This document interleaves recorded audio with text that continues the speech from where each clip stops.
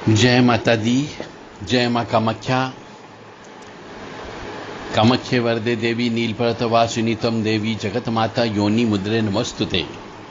कामाख्ये काम संपन्ने कामेश्वरी हर प्रिय कामनाम देहि में नित्यम कामेश्वरी नमस्तुते। काली तारा महाविद्या षोडशी भुवनेश्वरी भैरवी छिन्नमस्ता च विद्याधुमा तथा मगला सिद्ध विद्या च मातंगी कमलात्मिका एतदस महाविद्या सिद्ध विद्या प्रतिर्गिता।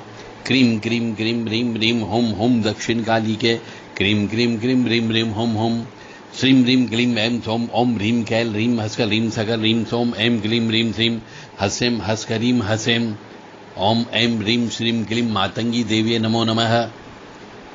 ओम ह्रीम क्लीम कपालिनी कंकालिनी भकार दद। Devradha trust Satyavani channel 9893128047 7649862712। सभी हिंदू सनातनी आस्तिक धर्म प्रेमी बंधुओं से मेरा विनम्र निवेदन है कि यदि आप अपनी कुल देवी को नहीं जानते हो तो पता करने का प्रयास करें।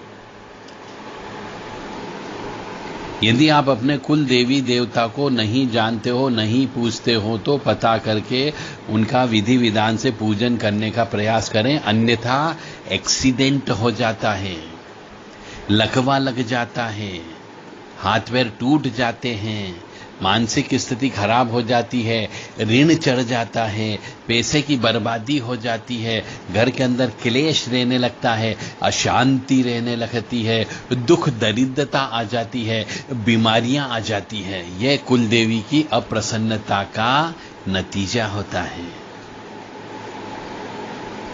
और कुछ लोग कहते हैं कि किसी ने तंत्र विद्या कर दी, किसी ने हमारे ऊपर कोई चीज छोड़ दी, किसी ने हमारे ऊपर चौकी चला दी, तो तरह तरह की बात होती, परंतु अपनी आत्मा में झांक करके नहीं देखते हैं कि आपने कितने दिन से अपनी कुलदेवी की पूजा नहीं की, कितने दिन से कुल देवता की पूजा नहीं की, तो सजा तो मिलना स्वाभाविक बात है। परंतु उस चीज को आप स्वीकार नहीं करते हो और फिर कहते हो किसी ने कुछ खिला पिला दिया, किसी ने कुछ टोना टोटका कर दिया, किसी ने हमारे यहां कुछ फेंक दिया। इस प्रकार की उल्टी सीधी बातें करते हो। फिर कहोगे रात्रि में कोई व्यक्ति आकर के नींबू डाल जाता है, जब से नींबू देखा हमने डाला हुआ वो गंदे गंदे सपने आने लगे। अरे नींबू गेट के बाहर डाला है या गेट के अंदर भी आ गया है तो आपने अभी उसको उलांगा नहीं है, सिर्फ देखा है, और जिसने देखा उसी को ही गंदे सपने आना चालू हो जाते हैं, दूसरों को नहीं आते हैं। तो हर जगह है तंत्र नहीं होता है, हर जगह तंत्र नहीं होता है। अपने आत्मा में झांक करके भी देख लिया करो जरा कि आपने अपनी कुल देवी की पूजा किस विधान से करी, कितने दिन बाद की या नहीं की, आपको मालूम ही नहीं। विवाह होकर के आ गए हैं परंतु अभी तक कुल देवी देवता के पास नहीं गए, बच्चा पैदा हो गया अपन कुल देवी देवता की पूजा नहीं की, तो बच्चा बड़े होने पर माता पिता के सामने मृत्यु हो जाती है। ये कुल देवी देवता का रोष रहता, क्रोध रहता है। बहुत सी जगह देखा गया है कि कुछ मनुष्य जब बच्चे पैदा नहीं होते हैं तो किसी भी दूसरे मंदिर में चले जाते हैं, किसी मजार पे चले जाते हैं, किसी दरगाह पर चले जाते हैं और वहां जाकर के बच्चा मांगते हैं। अरे अपने कुल देवी देवता को मनाओ, अपने पितृ देवता को मनाओ तो बच्चा होगा। अरे अपने यहां देवी देवता की कमी नहीं है, श्रीमद् भागवत कथा करा लो, शिव पुराण करवा लीजिए, श्रीमद् देवी भागवत करा लीजिए, परंतु नहीं, उन्हें तो फ्री में बच्चा चाहिए कि कुछ नहीं करना पड़े, पैसा खर्च नहीं करना पड़े, सिर्फ जाकर के एक धागा बांध करके आ जाओ कि हे बाबा मेरे यहां पे बच्चा पैदा हो जाए।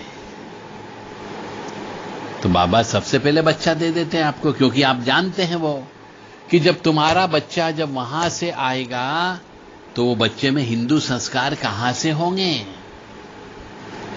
और तुम भी बच्चों को ये बोलोगे कि तू वहां का मांगा हुआ है, वहां जाके दोग दिया कर, वहां जाके चढ़ाया कर, वहां जाके ये किया कर। पूजा करने के लिए घर वाले प्रेरित करते हैं और उसे कुल देवी देवता से दूर कर देते और वहीं से उसका वंश का नाश होने की इबारत लिख दी जाती है। इसलिए ऐसा बिल्कुल मत करा करो। मेरा धर्म है प्रैक्टिकल ज्ञान देना, मैं किताबी ज्ञान की ओर ध्यान नहीं देता। ये प्रैक्टिकल चीज आपको बता रहा हूं कि हिंदुओं के यहां पर आजकल दूसरे धर्म के इन अदृश्य आत्माओं को पूजा जाने लगा है और उसकी वजह से ही कष्ट की प्राप्ति हो रही है और उसकी वजह से ही तकलीफ होती है, क्योंकि वो हिंदुओं को काम सबसे पहले कर देते हैं और व्यक्ति बड़ा खुश होता है, परंतु ये नहीं सोचता कि आगे वंश वृद्धि समाप्त तो हो रही है। कुल देवता नाराज हो गए हैं, पितृ देवता नाराज हो गए हैं, परंतु उनको क्या।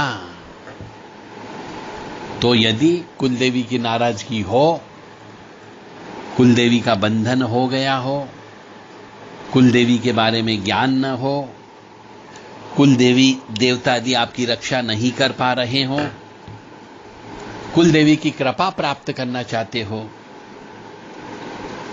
तो आपको 64 योगिनियों के हम नाम बता रहे हैं। इन योगिनियों का जप करके हवन करें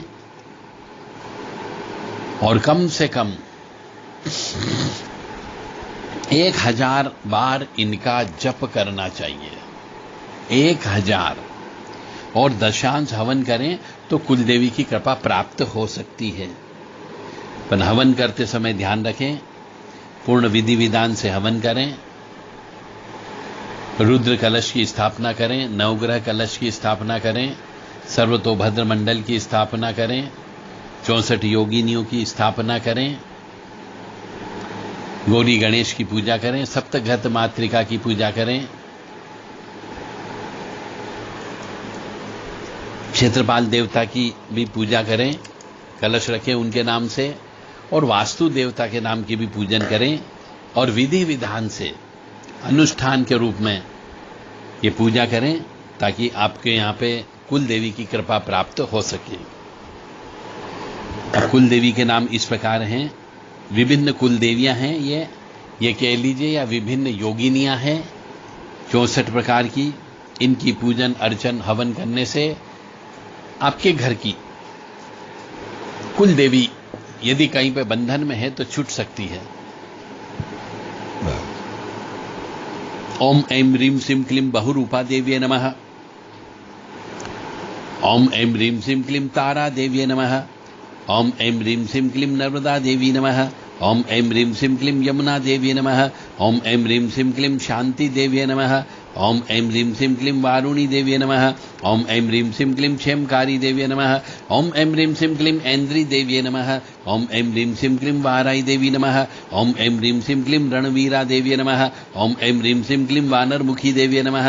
ओम ऐं ह्रीं श्रीं क्लीं वैष्णवी देव्ये नमः। ओम ऐं ह्रीं श्रीं क्लीं कालरात्रि देव्ये नमः। ओम ऐं ह्रीं श्रीं क्लीं वेदरूपा देव्ये नमः। ओम ऐं ह्रीं श्रीं क्लीं चर्चिका देव्ये नमः। ओम ऐं ह्रीं श्रीं क्लीं वेताली देव्ये नमः। ओम ऐं ह्रीं श्रीं क्लीं छिन्नमस्तिका देव्ये नमः। ओम ऐं ह्रीं श्रीं क्लीं वृषानना नमः। ओम ऐं ह्रीं श्रीं क्लीं वृषभानना नमः। ओम ऐं ह्रीं श्रीं क्लीं ज्वालाकामिनी देव्ये नमः। ओम ऐं ह्रीं श्रीं क्लीं घटवारा देव्ये नमः। ओम ऐं ह्रीं श्रीं क्लीं करकाली देव्ये नमः। ओम ऐं ह्रीं श्रीं क्लीं सरस्वती देव्ये नमः। ओम ऐं ह्रीं श्रीं क्लीं विरूपाक्षी देव्ये नमः।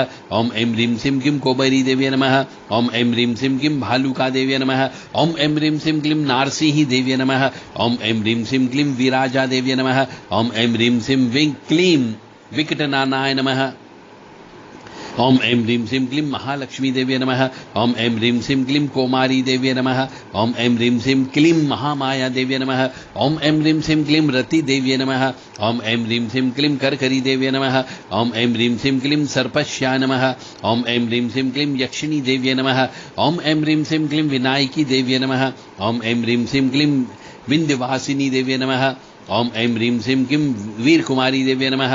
ओम ऐं ह्रीं श्रीं क्लीं माहेश्वरी देव्यै नमः।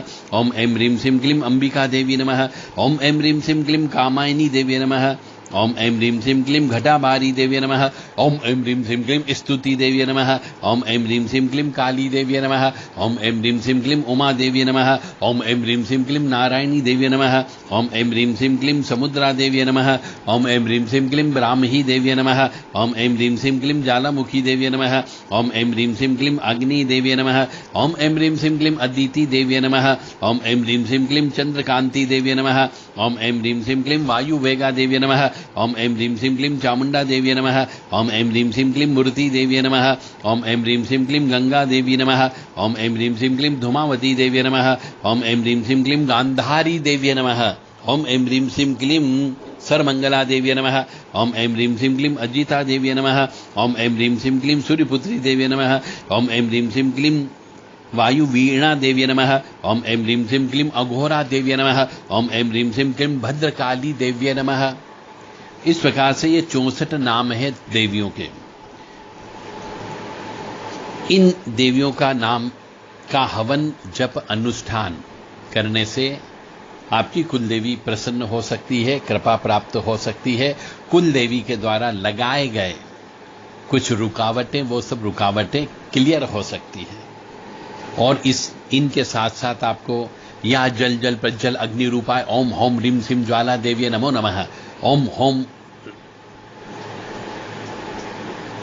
ये जो ज्वाला देवी का जो मंत्र है, इस मंत्र की भी आपको रोजाना एक माला जप करने के बाद दशांश होम करना ही करना है। या जल जल प्रज्वल अग्नि रूपाय ओम होम ह्रीं श्रीं ज्वाला देवी नमो नमः। या जल जल प्रज्वल अग्नि रूपाय ओम होम ह्रीं श्रीं ज्वाला देवी नमो नमः। या जल जल प्रज्वल अग्नि रूपाय ओम होम ह्रीं श्रीं ज्वाला देवी नमो नमः। इस मंत्र का भी आपको जप करके हवन करना है। तब जाकर के आपकी कुल देवी यदि कहीं पर बंधन में है तो वह आपके पास आ जाएगी। यदि कहीं पर कुल देवी का दोष है तो वो दोष मिट जाएगा। पर अनुष्ठान करना है, कम से कम 1000 पाठ करना है और उसका दशांश हवन करना है। विशेष हवन सामग्री का प्रयोग करना है। कम से कम नींबू, नारियल, लौंग, पीली सरसों, शहद, घी, दूध, खीर, हलवा, पूड़ी और कुछ फल, इनसे हवन करना है आपको, ताकि ज्यादा से ज्यादा कृपा प्राप्त हो सके और भगवती की कृपा प्राप्त होने पर आपके घर में सुख समृद्धि शांति आ सके। ऐगिरि नंदिनि नंदित मेदिनि विश्व विनोदिनि नंदनुते गिरिवर विंध्य शिरोदिनि वासिनि विष्णु विलासिनि जिष्णुनुते भगवती हेशिति कंठ कुटुंबिनि भूरि कुटुंबिनि भूरि कृते जय जय हे महिषासुरमर्दिनि रम्य कपरदिनि शैलसुते। ये वाली जो स्तुति है, इस स्तुति का भी रोजाना 5 बार कोई मनुष्य घी का दीपक लगा करके पाठ करता है तो भी कुल देवी की कृपा प्राप्त हो सकती है। परंतु इसको पढ़ने के लिए आपको पहले इसको सीखना होगा कि इसको कैसे बोला जाए। कोई गलती नहीं होना चाहिए और पूर्ण तन्मयता के साथ, पूर्ण समर्पण भाव से आपको यह स्तुति का पाठ करना है। घी का दीपक लगा करके ही करना है और जब ये पूरी स्तुति हो जाए तो उसके बाद में आपको कपूर जला करके लौंग जलाना है और आखिरी में एक हरा नींबू, हरे कलर का ही होना चाहिए, वो हरा नींबू आपको काट करके उस पे कुमकुम लगा करके थोड़ी देर, कम से कम 10 मिनट वहीं पर ही आप छोड़ दीजिए। उसके बाद में तब तक आप ध्यान करिए कि मां भगवती की कृपा आपके ऊपर प्राप्त हो, तो निश्चित तौर से आपकी कुलदेवी प्रसन्न होती है। सुरवर वरशिणी दूरधर धरशिणी दुर्मुख मरशिणी हर्षरते त्रिभुवन पोषिणी शंकर तोषिणी कल्मष मोषिणी रोषरते धनुजनि रोषिणी दुर्मद शोषिणी दुर्मुनि रोषिणी सिंधुसुते जय जय हे महिषासुर मर्दिनि रम्य कपरदिनि शैलसुते हई जगदम्ब कदम्ब वन प्रियवासिनि तोषिनि हासरते शिखर शिरोमणि तुंग हिमालय शृंग निजालय मध्यगते मधु मधुरे मधुकेटभ भंजनि महिष विदारिणि रासरते जय जय हे महिषासुर मर्दिनि रम्य कपरदिनि शैलसुते।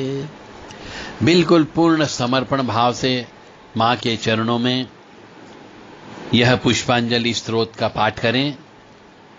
पूर्ण विश्वास के साथ करें, पूर्ण श्रद्धा के साथ करें, और समय समय पर जब भी कोई अनुष्ठान करें अपनी कमाई का 10% हिस्सा दान देते रहें, अन्न का दान देते रहें, कपड़े का दान देते रहें, धातु का दान देते रहें। मंदिर में निर्माण हो रहा हो तो वहां पे दान देते रहें। मंदिर यदि डैमेज हो तो उसको रिपेयर करवाने में अपना दान का पैसा लगाते रहें, तो निश्चित तौर से देवी देवताओं की कृपा अवश्य प्राप्त होती है। जय माता दी, जय मां कामाख्या। ओम जयंती मंगला काली भद्रकाली कपालिनी दुर्गा क्षमा शिवा धात्री स्वाहा सदा नमोस्तुते।